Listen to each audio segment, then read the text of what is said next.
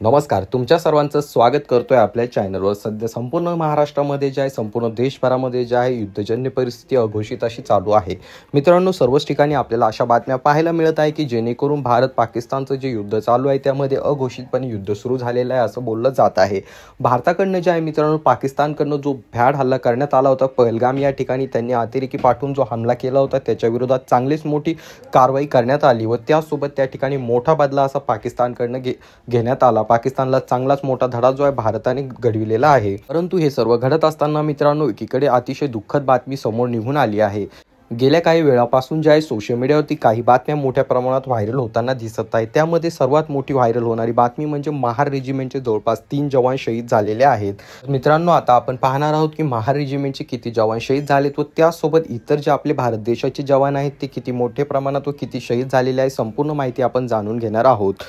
तर मित्रांनो, चला व्हिडिओला सुरू करूया. सोशल मीडियावरती जे आहे मित्रांनो, अनेक लोकांकडून एक पोस्ट मोठ्या प्रमाणात शेअर केली जात आहे. ती पोस्ट म्हणजे जे आहे, महार रेजिमेंटचे 3 जवान शहीद झालेले आहे. परंतु याबाबतची अधिकृत बातमी अजूनही कुठून मिळालेली नाहीये. त्या उलट फक्त सर्वच ठिकाणी जे आहे महार रेजिमेंटचे जवान शहीद झालेत एवढंच टायटल टाकून अनेक जणांकडून पोस्ट शेअर केली जात आहे.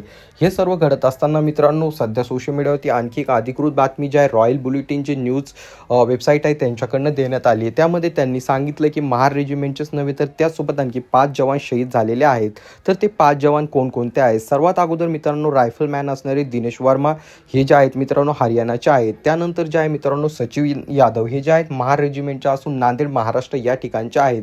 त्यानंतर नायक कमल कंबोज हे हिसार हरियाणा या ठिकाणचे आहेत आणि त्यानंतर नायक अमित चौधरी हे जे आहेत मित्रांनो हरियाणाचेच आहेत. त्यासोबत रायफलमॅन सूरज यादव हे इटावा उत्तर प्रदेशचे आहेत. तर हे 5 जे जवान आहेत मित्रांनो, सध्या यांची माहिती समोर निघून येत आहे की हे जे शहीद झालेले हे 5 जवान आहेत.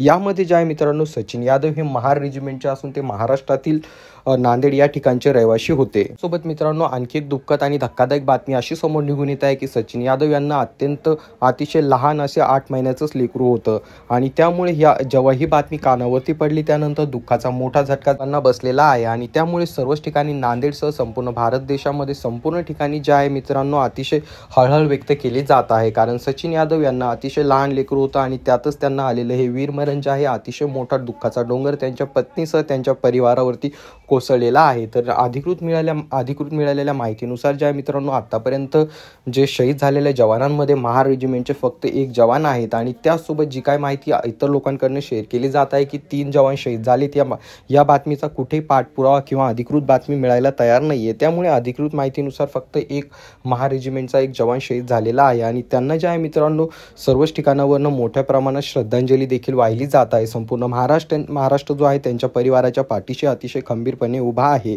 सध्या जे आहे संपूर्ण भारत देशामध्ये युद्धजन्य परिस्थिती आहे, त्यामुळे सर्वच ठिकाणी जारी करण्यात आला आहे असं देखील काही बातम्यांनी वृत्तपत्रांनी सांगितलेलं आहे. महाराष्ट्रातील काही जिल्ह्यांमध्ये जे आहे मित्रांनो, काही महाराष्ट्रच नव्हे तर संपूर्ण देशभरातील अनेक शहरांमध्ये रेड अलर्ट जारी करण्यात आला आहे असं देखील सांगण्यात येत आहे.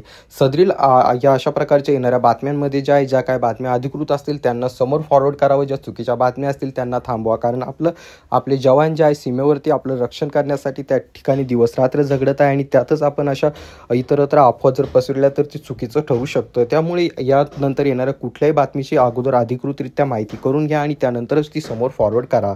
तरी तुम्हाला याबाबत काय वाटतं खाली कॉमेंट करून सांगा.